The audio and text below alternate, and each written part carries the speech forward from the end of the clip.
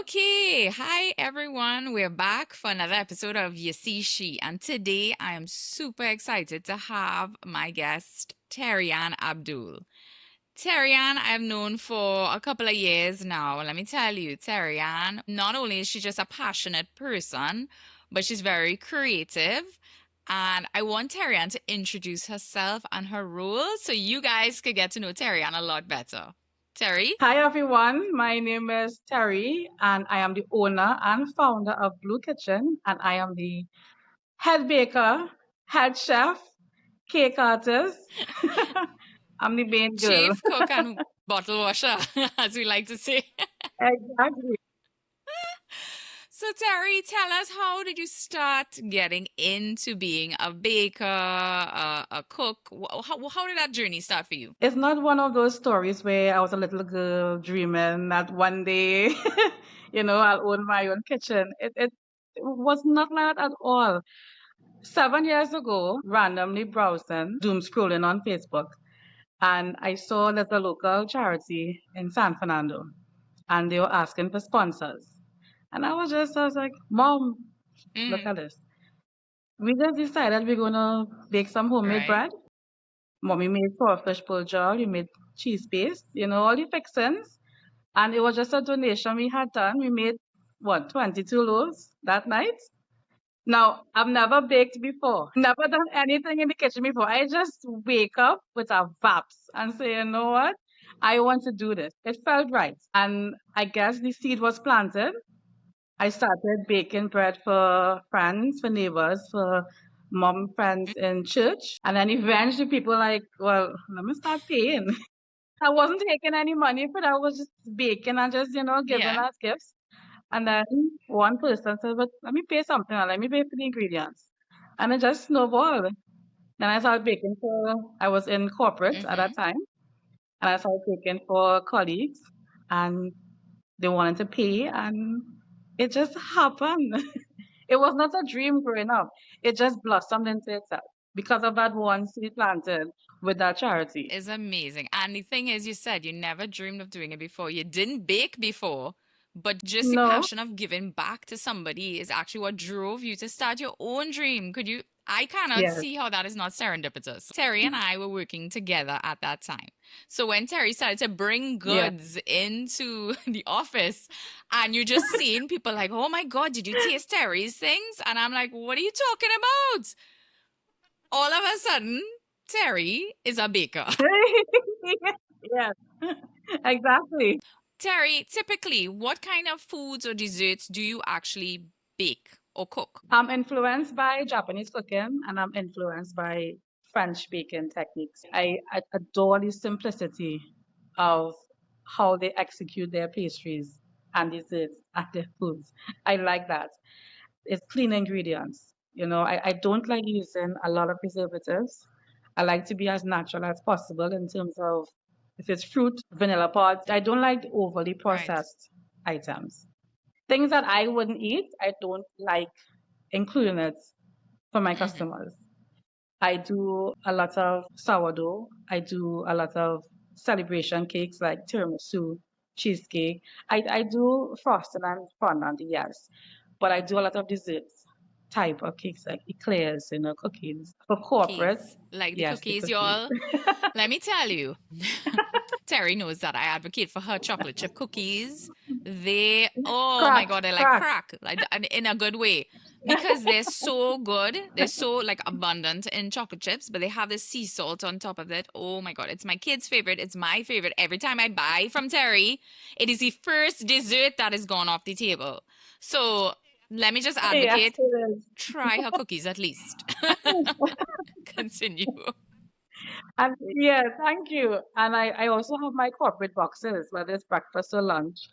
And our goal this year is to expand our meals for corporate clients, which is something that we'll be looking into in the coming months very shortly. Like I say, every year we try to do something different to build on Yeah. ourselves. And so this year we're taking a more direct approach towards corporates. But yes, I love Japanese cooking. I love French baking, butter, real butter. It makes Of a course, difference. of course. In your cooking style, I know you said you like the Japanese and you have the French influence for baking, but what is your Caribbean roots in terms of your influence in cooking? I use a lot of spices and flavorings because you have passion fruit, you have mango, you have pineapple, coconut. Coconut is very popular in terms of my niche clientele.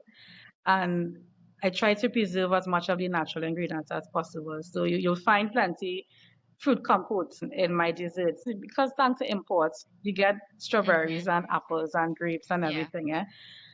But my customers gravitate towards our local fruits. You will have during Valentine's or whatever, the influx of the strawberry requests. But if I were to really look at what I present throughout the year, a lot of people love coconut. They love that tropical fusion. And while I do love the Asian culture, while I do love European, style of baking, you see that tropical twist that you could just add on something. It makes a massive difference and it makes being Caribbean unique. Even Mm-hmm. banana in desserts with caramel and a little creme brulee on top. All those things. Sarah, you're making me hungry. Let me tell you also too, guys. Terri's cheesecake is again famous in in my workplace where it is the only cake I could order for certain individuals. Yes, It's that popular. it's It demanding is now. on demand that I must order this cheesecake. So I think a lot of things and Terry, I've had your paninis, they're great. I've had so many things from Terry. Her eclairs are lovely. I've had both sweet and savory, her pizzas, the homemade, and it's fresh, which is what I love. And yes, as you said, um Trinidad fruits or vegetables are being used, so you could see the difference. It is not processed. It is very clean. Yeah, It tastes fresh. She delivers it yeah. fresh to you. In some cases, they have pickup orders as well. But what I love is Yes, that she makes herself available, especially when I call and say, Terry, I need something in 2 days. And she's amenable in some cases. Some cases she'll tell me, girl, nah, I cannot. But yeah. I check her first because I trust the quality that I'm getting from Terry and the value, really and truly. She's done all my boys' birthday cakes growing up over the years. And they always love. And again, I never get a piece because it goes that fast. Empty Well, box. Chantal, you have to thank my support system too, because if it wasn't for them, I call my Yes. husband. He'd be like, okay, who called? He's like, go on now, go on now. I'll organize dinner. And there's dinner waiting Yeah. for me. Nice. Great. Tell Sheldon. Like I Good. say, I'm not an Yes, island. yes, exactly. And I think that's one of the main things of having a good support system, as you said, that you're able to balance what you need to do with your Yeah, home life. And I know we say this work-life balance situation is like a unicorn, basically. But sometimes in our support yeah, system, we are able to do that just because we have the extra hands or the extra words of yes, advice or somebody to pick up something. yeah. It does help us, right? It came to a point where you're at a crossroads, and it wasn't a decision made during Hmm. COVID. So it wasn't like we were home and had to make a decision. It was a pivotal role in my personal life where it felt right at that time in life. And now I'm a naturally impulsive person. I wake up one morning, I say, you know what, I want to do this. And I woke up one morning and say, you know what, can I do this for the rest of my life? Now, mind you, I'm already nearing 40. So I'm not a spring chicken to say I can just snap my finger and just change careers. There were a lot of things that you had to decide what to Hmm. do. You had financial obligations, you have home Of course. obligations, and instead I spoke to mom. She's mostly first person I go to at that time, and then I spoke to my dad and my family. I said, you know what, I'm thinking Hmm. about this. What do you Right. guys think? Naturally, my father and my brother had their concerns because the year before I graduated with my master's degree. So they're like, well, you just spend all this money Hmm. to educate yourself, to build yourself up professionally, and now you want to walk away. Mommy was all for it. She was all for it. My sister was Yeah. all for it. My husband, well, at that time we were still dating, he was very supportive. The three men in my life had the same Hmm. concern. You just went down this road, you invested so much of time, energy into advancing yourself Yeah. professionally in your career, and now you just want to switch gears. And the more I thought about it, the more I felt Yeah. it. It wasn't corporate burnout, it wasn't anything. I needed to be in a different space at that Right. time. And I said, you know what, I'm not going to stay home and do nothing. And this is something that I can do and enjoy and keep my stress level low. I was Then gonna I say, oh, so know, you thought. But it's a different kind of stress that you're passionate about. It is a different kind of stress, right? after 15 years, is that, something have Yeah. to change. And the something that had to change was my pivotal Right. moment. And what do you think was the hardest thing behind the scenes that nobody knew about? Besides probably your family, because I guess they would be directly in it with you. The hardest part was starting over at 40. You don't have the energy of a 20-year-old. You don't have the free spirit of a 20-year-old. The world is with you when you're a 20-year-old. Yes. But, when you cross into your 30s and your 40s and you start adulting hard in life, you have your bills, you have everything that you have to see about. But the hardest part was starting over at that age. Maybe if I was younger, it would have been different. But because I was already settled in my Yeah. career, it was a cushion. I had the best of both worlds. I had the safety of a corporate Hmm. career. Yeah, you have that security blanket of a guaranteed salary every month. So a lot of those factors played on me mentally. Starting over at this age, you're not going to have a steady income when the month comes, no health insurance. The you know, comforts, all yeah, the these things, comforts that you're accustomed to, you're not seeing that in front of you you know, anymore. So you're wondering now, is this the yeah. right choice, basically? And I didn't grow up in a family where there's business owners. So I wasn't exposed to that environment growing up. Right. This is something I had to learn. I mean, studying something in school is completely different to actually doing it for yourself. So that was scary. What I was going to say is the knowledge and the experience that you got within work and even doing your master's degree, how did that help you now in creating your own business? Well, it's helped me build a brand that stands out. Now, I'm not in a niche market. And I say that's one thing we have to Mm-hmm. understand. I'm not one in a Yeah. million, but there's no one Mm-hmm. like me. Definitely. Two people could use the same recipe, but it wouldn't taste Mm-hmm. the same. Because everybody have their technique, everyone have their secret ingredients. Everybody have their way of doing things. Let's be real, it's a Mm-hmm. saturated market. However, because I have that corporate background, I understand timelines, I understand detail, I understand deliverables. And I use my education with my pricing, with positioning, because yeah, I'm the head baker, but I'm also the content creator. I'm always the marketing person. I'm also the sales person. I'm everything, which is everything that was Chief cook covered. and bottle washer. Taking it right back. Which was everything that's covered in my Yes. education. So I learned to position myself within a market that's already existing, and I learned to position myself with customers who people may be overlooking. Example, corporate. A lot of my clients are corporate clients, and it is a harder angle to take, but the rewards are bigger. What do you think a Caribbean woman has meant to you in your journey? Do you think it opened doors or do you think it closed doors? I'll break it up into being Caribbean and being woman. Being Caribbean, you tend to be more tolerant because we're more exposed to different diversities, different cultures. You learn to accept variables. So being from the Caribbean means that you're more exposed and you're more involved in terms of understanding people's preferences. And being a woman, for me, a Caribbean woman, means that there's a subtle line that a woman could dance around in terms of how they present themselves. There's a level of empathy. We're not as harsh. We could be softer. And sometimes that softer personality can be more relatable. I think the benefit of us is we could look at a situation and identify how we need to adapt to make that person feel comfortable to come to us. So you think it's a woman's intuition of being able to read the situation, to be flexible where Yes, she needs to be. I think so, yeah. Okay. I think so. All right. So what is one thing you think people underestimate about Terry? I'm not afraid to say no. That's okay. Because I had some requests in the past, and I mean, it's scary. But Shan, tell you one thing, I have a fantastic support Great. system. Yes, of You course. know, my mother's by my side through everything. My husband is there through everything. You know, and the job is big. I have people who I can bring in to help.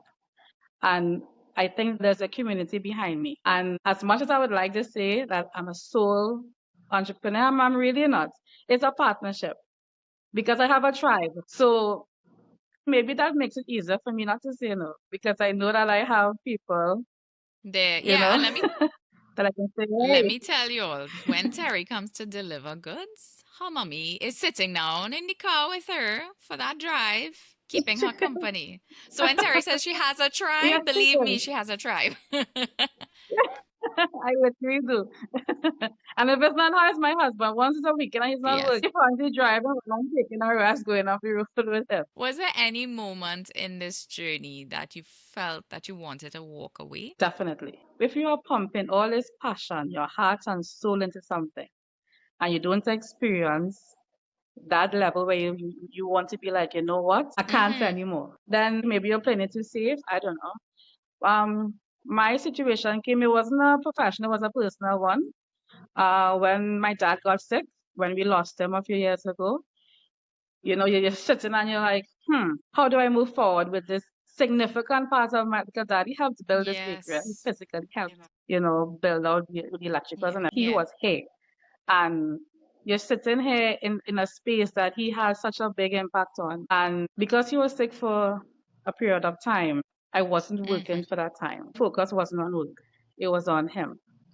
And when you start looking at medical bills that coming in and you know what, the bakery can't cover, the bakery can't help. If I'm doing this and I can't contribute to my father's care, what am I really doing? But that wasn't my calling and I didn't know it at that time. So when we had lost him, I really was thinking, wow, what do I really do Mm-hmm. for? And then I was a few months into planning a wedding and I'm getting married and you're about to start this new life. And where do I want my energy to Yeah. go? And honestly, at that time, I wanted to focus on my family, building my life with my husband and anything else could fall into place. But that was the emotions talking. You know, yeah, eventually I did take some time Right. off and I think that helped. Actually, I know that helped to consider my options. And I was like, you know what? Daddy would have been disappointed Yeah. if I decided to walk I away was going to from this. say, Anna, are you finding the strength to continue after that by taking time for yourself to again assess yourself and thinking Yeah. about all the effort your dad put into that building, all the structure, all the support. Right? You didn't want to let him down, so part of him would still be No. with you throughout the journey and continuing. So that's Yeah. beautiful. Hmm. Because while he was sick, he's asking, "Yeah, any orders today?" You know, so he's like, He was what's so going he's on? supporting you even though he is not 100%. Yes. And he was concerned because he wanted to make sure everything was okay. You Yes, know, I think that moment was for significant for sure. me. I wouldn't say it was the challenges of the industry because going into this, I prepared myself. I knew what I was going into. So it wasn't business that made me want to step away. Is there any piece of advice that you wish somebody had given you in your 20s? I wish I had invested in myself more. I'm something of a late bloomer. I didn't go from school to degree to, you know, I had a lot of laps in my early years, in my 18 to maybe Mm-hmm. 25. You know, I had a lot of free time and just going with the flow because you're home, you don't have any responsibilities, you have no bills to pay, you're just, you know, you're around. But I think if I was pushed more to invest in myself, I think decisions I made later on in my life would have been easier. But invest in yourself itself, in your education, build yourself up, courses, Right. you know, those small courses are beneficial. And I wish I'd done more of it when I was younger because your brain is younger to absorb it. Because then starting over at 40 might have been maybe a little bit easier. You So I think, as you said, timing, right? You knew when the time was right. So everything know? in its timing, like that's Yeah. such a Caribbean thing we love to see. What energizes Terry? Whether it's a song, a mantra, a book, what energizes Terry? I don't have a specific quote. I think it's a holistic view of my life. I want to be a better person. I want to be a better wife. I want to be a better daughter. I want to be a better sister, a friend. I just want to be better every day. I want to, when I go to bed at night, that I'm comfortable that, the decisions I made today, I'm good with it. I don't want to have regret. I don't want when I'm 60, 70, wait, boy, Chantel Gill, I should have really done this. I should have done that podcast. I don't want to have that. So what drives me is me knowing that, I did my Mhm. best and I'll continue to try because I want my family to be proud of me. We are our worst critics a lot of It's true. times. I think my motivation to be better, not just for myself, my family, for the people looking in, the younger generation. It's not a mantra, it's not a song. My faith in Christ, that's my driving force. Great. What is, as you had mentioned, women and what we do in terms of being so self-critical and I guess harder on ourselves. What do you think is one thing women need to stop apologizing for? Remember when they talk about the brain drain? Educate yourself, but then you're leaving your shores to whatever your Yeah. path is. I think people need to stop criticizing women when they want to explore their Mm-hmm. boundaries. Because while it is a blessing being a Caribbean woman, sometimes we are restricted. And if someone wants to go somewhere to educate themselves more, I think we should support them because there are some things that you just can't learn online. There's some things that you need to physically be there to understand, especially if you're a baker and what you do, you use your hands. And we stop apologizing for, I need to stay home, I have the family to think about, I have the kids, I have the husband, I have this rule, I have school. The everyday burdens that a wife or a mother will have to face daily sometimes it's placed on the back burner. And, women, they're more afraid to invest in themselves. So stop apologizing for wanting to invest in yourself or wanting more. It doesn't mean that you don't love your family. It doesn't mean that you don't love your kids or whatever. But it comes back to your previous question where you want to be a better Yeah, person. There's a lot of guilt in, wait, why should I do this? correct. I think that's one of the harshest reality that women have to That face. is true. Because I think in society and as a whole, women are taught to be the caregivers. That's our role. So we're supposed to take care of everybody. But when it comes time for ourselves and actually taking the time for ourselves, we feel a different Yeah. type of guilt. Let me tell you, as a mom, especially. And I remember when the boys were very young, I used to be like, oh Yeah. my God, I can't leave them. I can't leave them. Now, Michael's like, I'll support you. You go for a week away. I'm like, I need my time. Because, yeah, burnout is real. If you Yeah. don't take care of yourself, how are you able to take care of others? So you have to have that Huh? balance. Take the time for yourself when you need it. Because really and truly, it does help Yeah. refresh you. You never know when your next idea, Yeah. creativity, would come from. So I totally agree. So, Terry, I want you to finish this sentence for me. Remember, this is about you see she, and you see she, we using it in a Yeah. positive light, not a negative light. So, when you see Terry, you see she is, how do you describe yourself? When I see Terri, you see she is not afraid. She's going to do exactly what she wants to do when she wants to do it.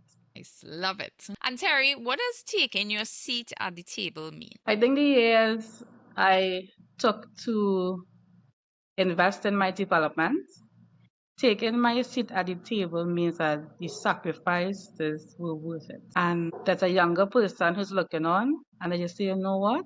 I could be brave enough and I can say, I plan my life accordingly, and these are my goals. Because I believe in structure. As much as you want to quit your job and go stay home and do what you want to do and have dreams, it needs to be structured.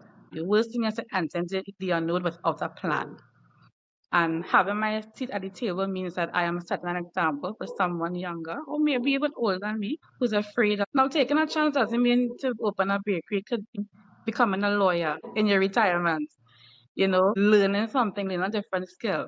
But taking my seat at the table means that, you know what, if I am brave enough to do it, maybe I could encourage someone else to do it because the work I put in, I am reaping the benefits of it. When does your day start? My day starts whatever time I get in here. It's not an 8 to 4 job. I plan my workday based on the schedule that I have for that week. The prepping could probably be done 8 to 4. But if we have a corporate, event that's happening and it's a large one, sometimes you could run into 16 to 20 hour days. So it's a very it's a very fluid situation. The business model had to change when I got married, because while your professional life changed, where there's a change in your personal life, whether you have a husband now or whether you have kids, the business changes with you. And we don't always prepare ourselves for that.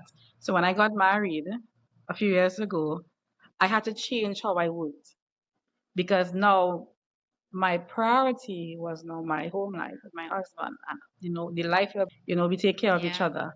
It's not the fact of that.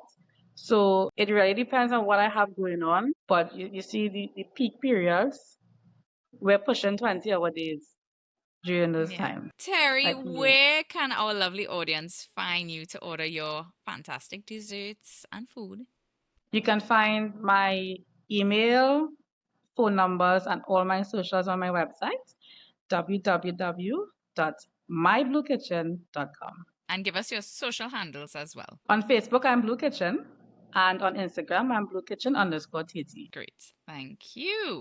Terri, is there any parting words of wisdom that you'd like to tell anybody who wants to go into a career of baking? Do it intentionally. Don't be afraid. But if you are afraid, it's okay to be afraid. But don't stay there. Have your moments of doubt. Fine. But get out of it. And then move forward. And be bold in it. Great. Thank you so much, Terri, for being a guest on Your See She. I hope you had a great time. Thank you. Thank you for Of having me. course. And guys, stay tuned for more episodes of You See She, where we talk to amazing women doing fantastic things in the Caribbean and beyond. So stay tuned on all our channels and you'll see who's coming up next. Bye.